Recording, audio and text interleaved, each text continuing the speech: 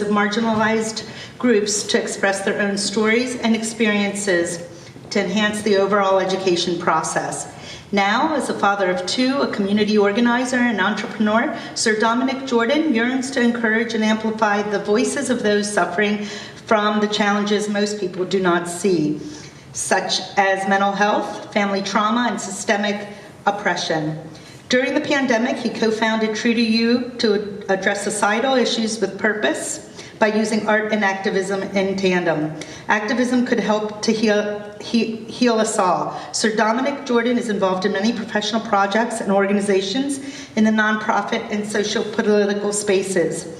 He is a teaching artist with the South Central PaARTners of the Pennsylvania Council on the Arts, a professional speaker with Your Choice Foundation and Teen Choices, a PACE artist with local city government and the National Endowment of the Arts, a Baldwin Fellow with the Lancaster County Community Foundation, and a member of the African American Historical Society of South Central PA. Welcome, Sir Dominique Jordan.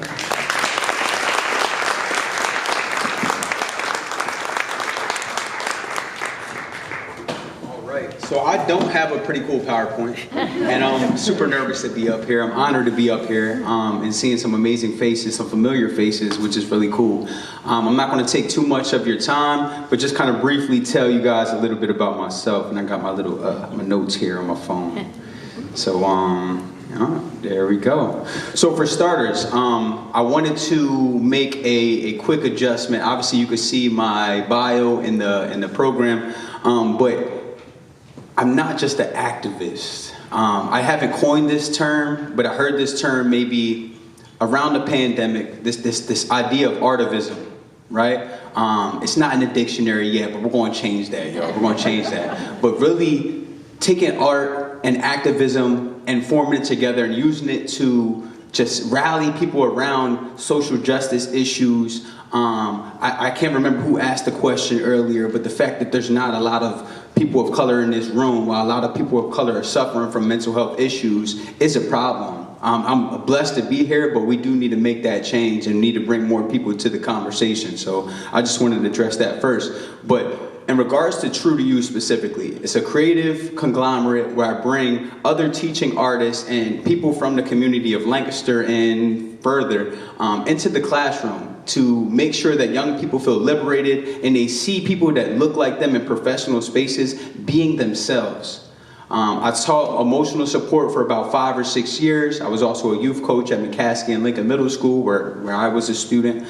And just being in this space, I always felt like it was a privilege to be in this space, right? Which is cool and all, until I really thought about it and I started working with these students and learning more about myself. And I should be in that space. There should be multiple people that look like me in that space because a lot of the students look like me and they need somebody that they can see themselves inside of. Growing up, I dealt with a lot of mental health issues, very similar to Mr. Z's story. Dealt with abuse, dealt with a lot of different trauma that I didn't really understand as a young person, especially because a lot of the other people that looked like me in class with me were dealing with the same type of issues. We didn't know that it wasn't right. We didn't know that this was something that wasn't normal because it was happening to a lot of us at the same time. Growing up, I grew up in a single mother household, the oldest of 7. So I feel like a lot of the traumas and things that I was dealing with, I had to put it on the back burner and go into this space because I knew I had a lot of siblings watching me. I didn't meet my dad until I was maybe in middle school, and a lot of people in this room might even know who my dad is, but ironically, he's a very instrumental, factor when it comes to just Lancaster's progressive movements and the different things that we were seeing. But and he's big in the mental health space. So when I finally did meet him, he definitely taught me a lot of things about how to, recognize my triggers ahead of time. Almost to the point where, I used to get in trouble a lot. Mr. G, just similar to you. In elementary school, I was a very tough cookie to crack, but as I got into middle school and I used to, do some of the similar things, I would be petrified for someone to call my dad because, I grew up with my mom where my mom was very stern, like, hey, I will put the whooping on you inside of this school, which I thought that was normal, right? But I used to be petrified for them to call my dad because my dad would talk to me. He would make sure that he would literally just address the things that I'm like, why did you feel that way? Why did you feel like you needed to put your hand on another student or even a teacher sometimes? And it really helped me just process my thoughts, right? I'm also a spoken word poet. So he's also challenged me to like, use your words, man. You're a writer. Why wouldn't you write about it? I'm like, man, this sounds so lame. But anyway, but now we're here. And now I use my gift to be able to teach other young people how to express themselves. I think that is an important piece that we didn't hear too much about today. A lot of people, especially young people, have a hard time telling their story. How do you know what their problems are if they never told you what their story was? If that makes sense. So in my bio, I also mentioned I'm an Army veteran. When I was 18 years old, I was just graduated McCaskey. I was a high performance student, graduated with a 4.0, but I didn't have any support to show me what the college process looked like, how to apply for scholarships, how to move into that space. And I also had some consequences from my younger ages that followed me up. So when I applied for some of these schools, it was a closed book. They're like, yeah, sorry, it's not going to happen. And I didn't understand why. I'm like, I bust my behind in high school to get to where I wanted to get to, and now you want to accept me out of all people? So I joined the Army. And when I did, found out I was colorblind, which I never knew that, right? Found out I was colorblind, so there was only 2 jobs that they would offer me, right? And mind you, I only joined to go to college. I really didn't care to fight for the country or anything like that. So I just really didn't, at the time at least. But the 2 jobs they offered me was a horizontal construction worker, building bridges and all these different things, which sounded kind of cool, but I'm good off the math, right? Or a mortician, which I chose the mortician route, and I really didn't know what I was getting myself into. I was always open to just, being open-minded and trying new things. So I'm like, why not do this?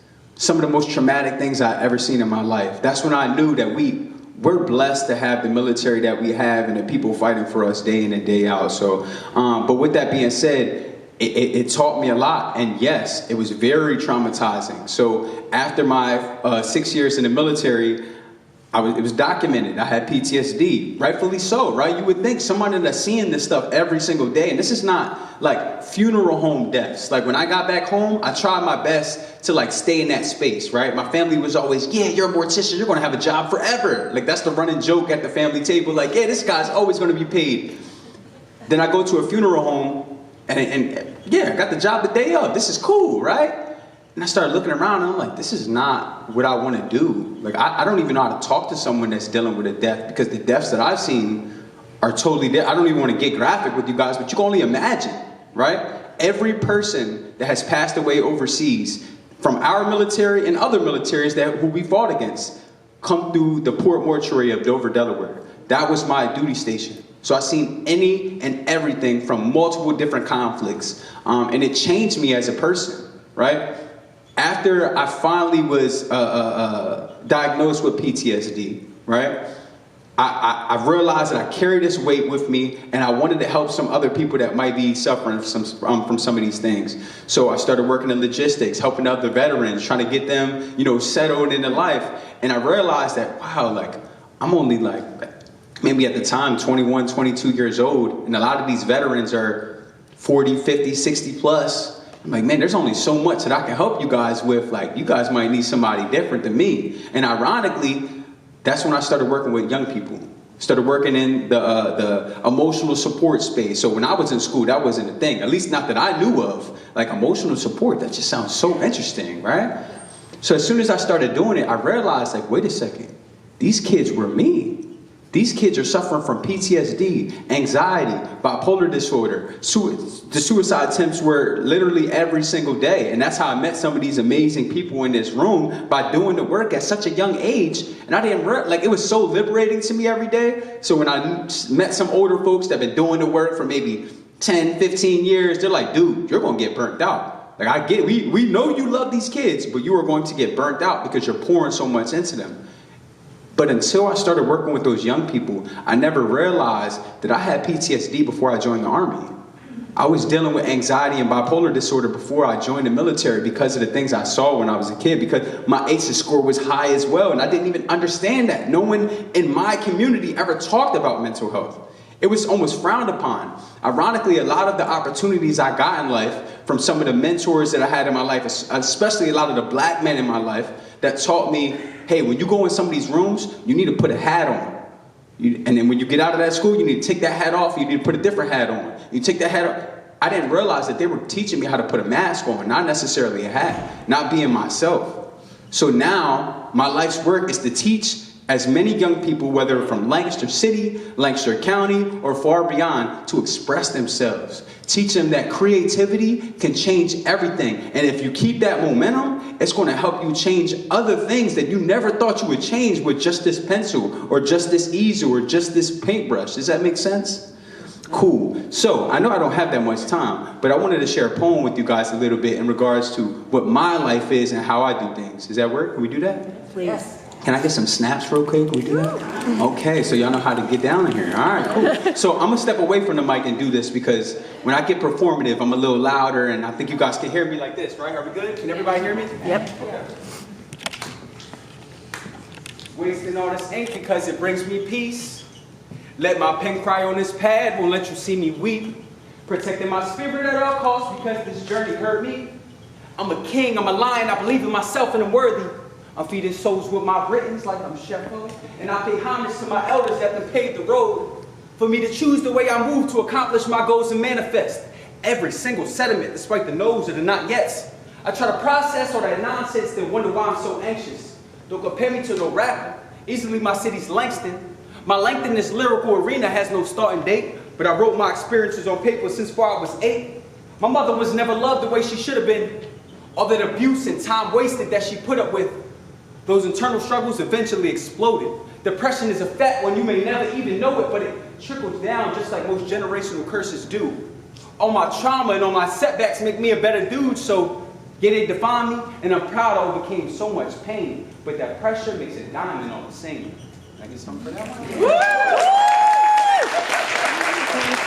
Awesome, thank you so much, thank you so much. So last thing I want to leave you with, again, my company is called Tru2You, where we tried our best to help educators, community organizations, different schools in the county and further to help these young people see themselves in a brand new light.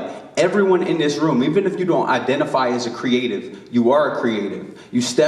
You wake up every single day and you create the life that you want.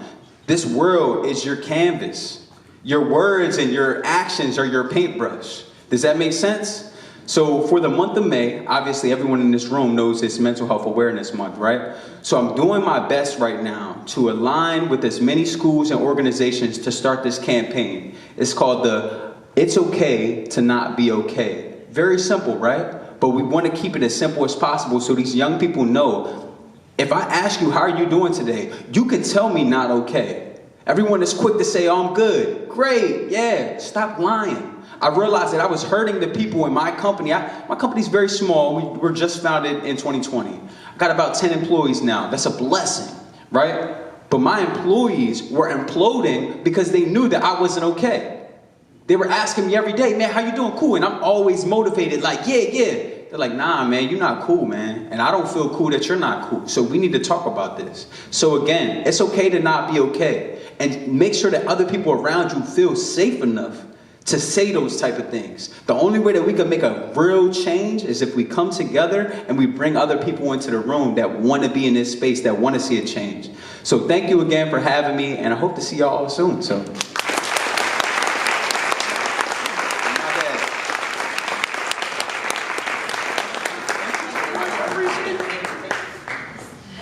again, I invite you to continue this conversation. Join us at MHA. And if there's anything you need, please do reach out to us. In the meantime, we'll be making one-to-one visits to legislators. And as mentioned before, I invite you to join us in those conversations.